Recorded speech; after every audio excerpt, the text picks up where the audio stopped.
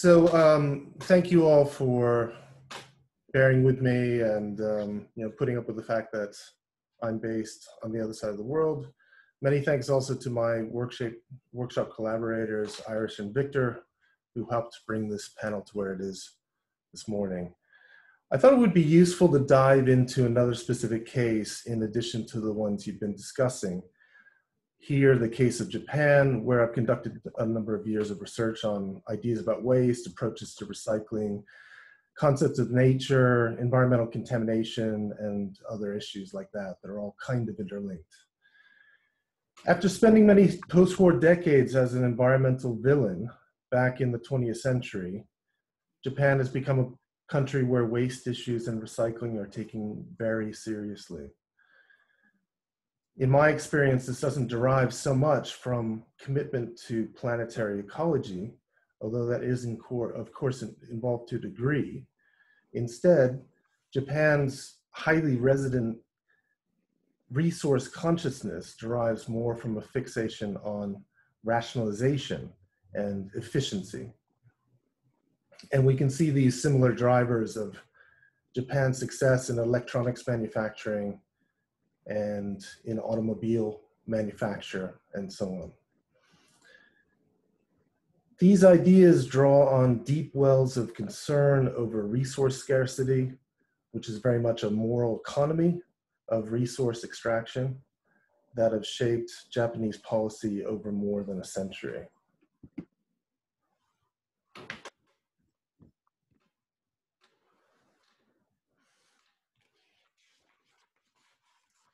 Japan became obsessed with resources in the early 20th century. Groups of elites promoted a highly influential notion of Japan as a small island nation poor in resources. Fixation on resources and Japan's lack of resources helped lead Japan into World War II, for example. Dam building or hydropower became a major development goal from the 1930s to the 1950s. And then these same forces championed nuclear power plants from the 1960s, turning Japan into one of the world's most enthusiastic pro-nuclear nations. You probably know all this already.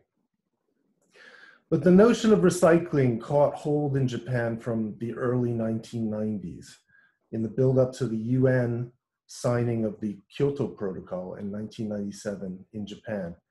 And recycling remains pivotal. At least one article appeared on the front pages of major newspapers every day for many years afterwards.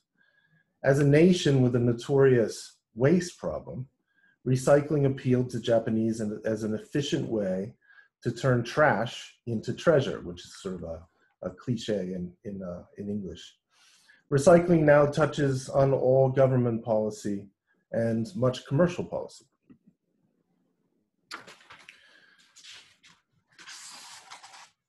Discussion of circular economy in Japan tends to be subsumed under the rubric or the idea of sound material cycle society, which to non-Japanese doesn't make much sense. Under the rallying cry of the 3 R's, and the 3 R's, as you may know, are reduce, reuse, and recycle.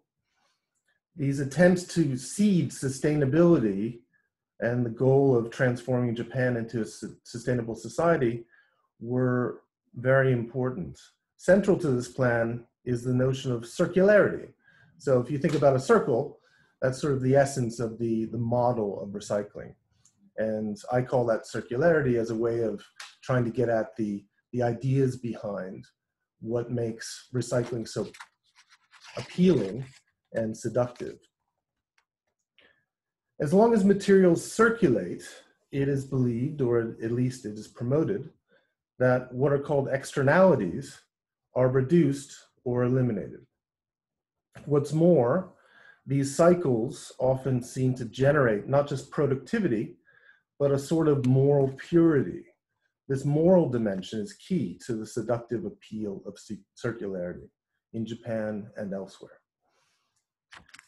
And we can see, for example, the power and the threat of this register of propaganda in how nuclear waste is framed in Japan. That's something we don't have to talk about today, but this idea of problematic wastes as being productive, valuable, valorized resources is central to how the Japan nuclear industry tries to promote its policy, which very rarely mentions the word waste at all.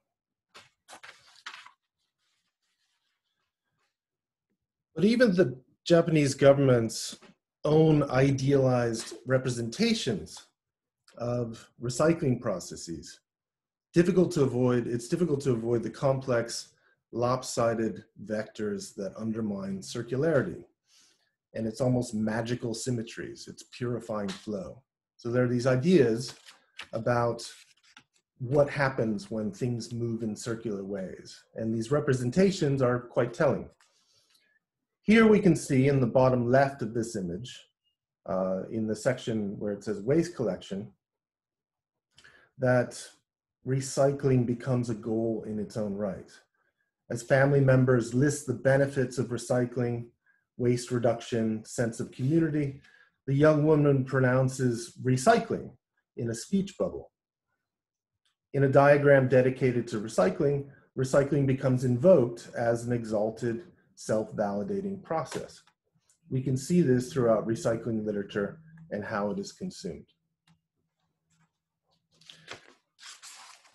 And these diagrams get a little complicated. I hope you can read or at least kind of get a sense of what's going on here. One of the useful features of circularity is that the arc of its flows can be rendered differently according to need. So here we have a diagram promoting the circularity of plastic containers and packaging from the standpoint of a major association that deals with that, the Japan Containers and Packaging Recycling Association, which lies at the center of the circle. Yet a similar diagram could be rendered putting any of these stakeholders at the center of their own circle. This is part and parcel of the peculiar seductive power, the framing power of circularity. It's also clear that while this portrayal of circularity seems circular, in fact, the arrows don't match up perfectly, do they? Even the diagram isn't really circular. In the case studies I present here, we will see the significance of this off-kilter circularity in the actual implementation of circular thinking. Now, don't try to squint and look at everything on this diagram, but just suffice it to say that waste and recycling regulations in Japan are very complicated. They may be roughly similar to what you encounter in Shanghai. And it's sort of a way of thinking. You can engage in recycling. You can also think through recycling. And the ideology of recycling comes through in these charts and in these regulations. Much of the hard labor of circularity falls on long-suffering Japanese households. And much of this labor is highly gendered. So what do I mean by that? According to the dictates of Japanese municipalities, plastic trays must be washed, bottles of soy sauce and jars of miso paste must be rinsed. Everything must be sorted, requiring a staggering level of attention and painstaking work, not to mention community surveillance. Japanese women do much of the work in Japan. And so we also have to think about, the efficiencies that are gained from recycling. The resources that you can extract from recycling are partly due to the work that's being done by people in the community or others. And it's not just the supposed efficiencies of the actual process there. So there are often these different sorts of feedback loops that inform recycling. And from these humble household and community origins, the Japanese state aspires to create circularities that arc outwards and encompass not only municipal, metropolitan, and regional loops of recuperation, but also international networks of power and influence. So I'll give you some examples from Japanese government literature, which is often, I forget the name of the the gentleman who was talking before about waste and so on at a conference. And this is about as close as you get to propaganda in this kind of literature as possible. So here, what's being depicted is a famous Japanese landscape artist named Hokusai, and he's looking at contemporary Japan, or anyway, the recent history of Japan, and not very approvingly either. So a goodly portion of Japan's 21st century policy has been dedicated toward creating transborder networks of efficiency through rationalized processing sites that could divide up the messy tasks of waste treatment. Naturally, Japan envisions itself, not unreasonably, as a leader in this effort, providing technology transfer and offering an example of best practice to other nations, generally in East Asia and Southeast Asia, but also elsewhere.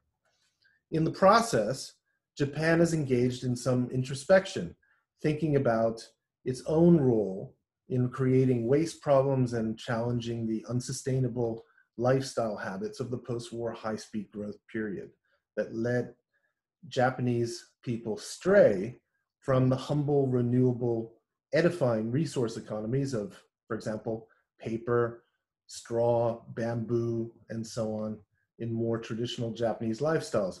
And you can probably see this you can certainly see this in historical China and in other places in Southeast Asia and East Asia.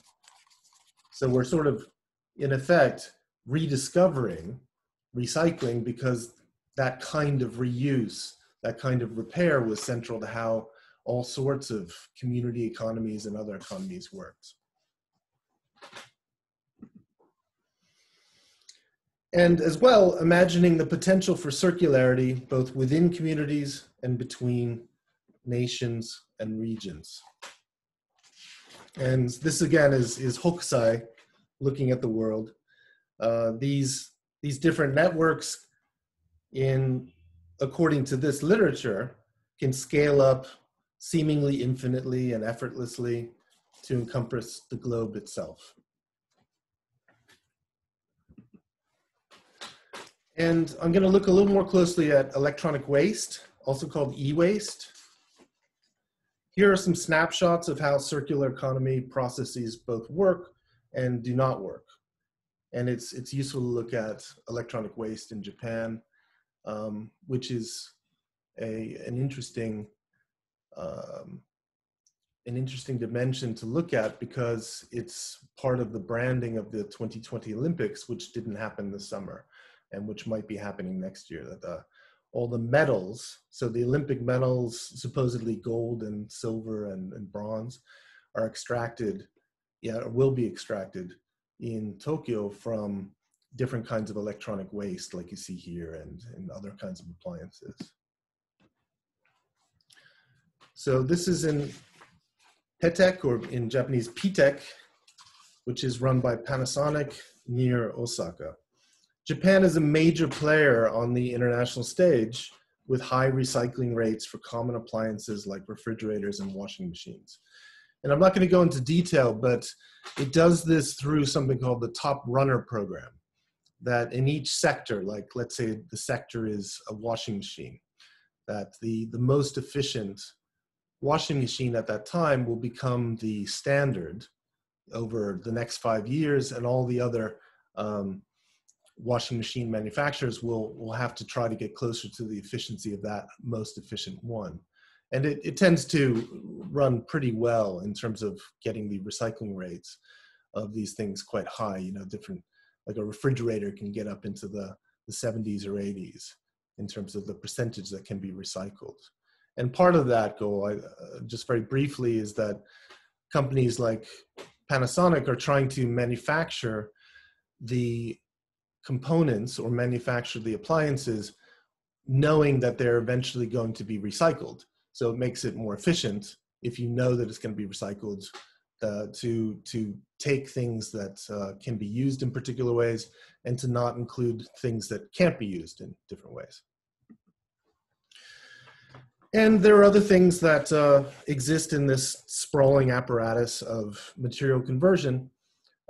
We have all sorts of commercial leftovers, such as here, Coca-Cola vending machines. So these are not Coca-Cola cans, these are the actual vending machines made out of aluminum and steel. And they have these giant compactors that take a whole vending machine. And you might know that there are an awful lot of vending machines in Japan, and Japan is famous for having just a ton of vending machines. And you can extract these kinds of components from vending machine. This is Coca-Cola West Company in outside of Kitakyushu.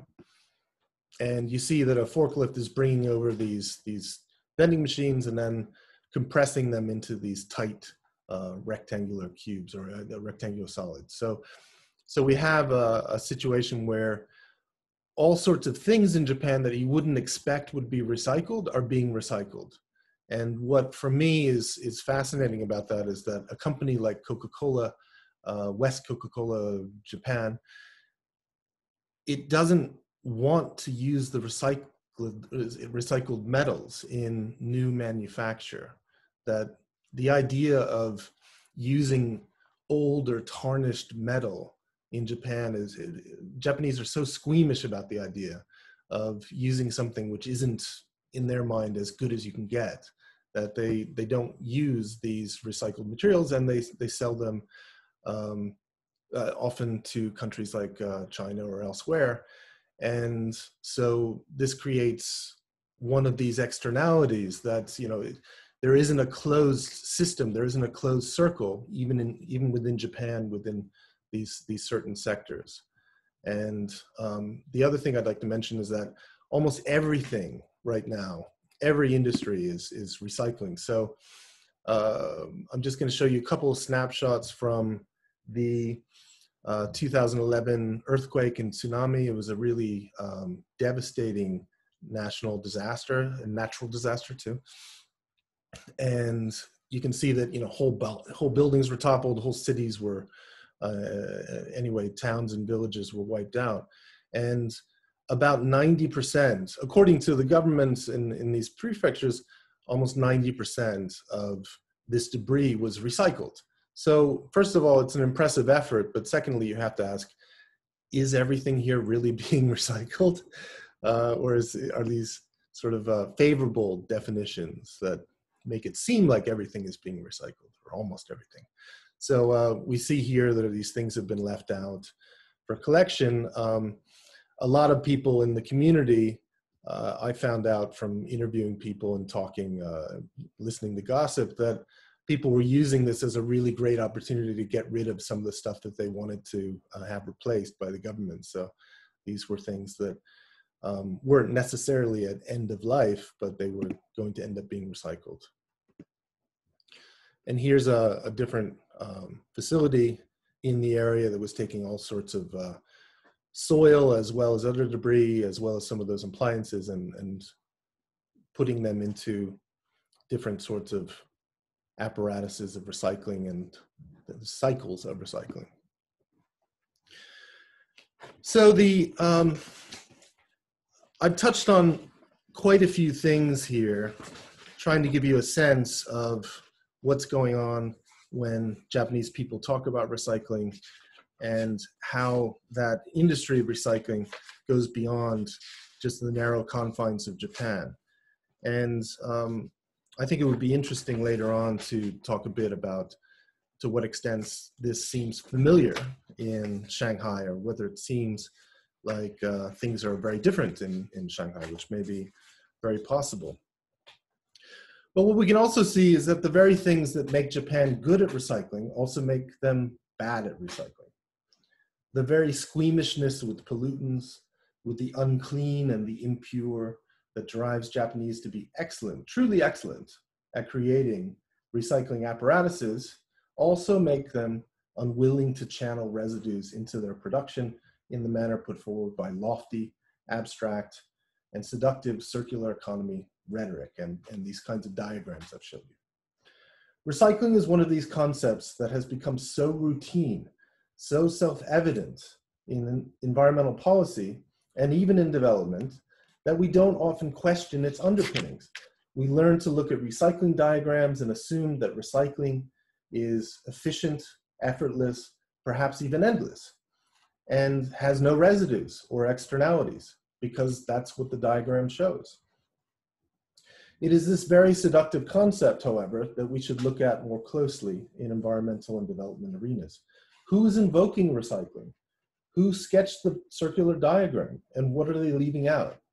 These sorts of questions can help unearth the attitudes behind the policy, which can help understand development issues in a more profound way. And I hope we can talk about different ways in which this interpenetrates with the other presentations that came earlier, which I unfortunately missed, but I'm sure were really fascinating. And I look forward to talking to you guys and meeting you a bit, and listening to the next paper as well. Thank you.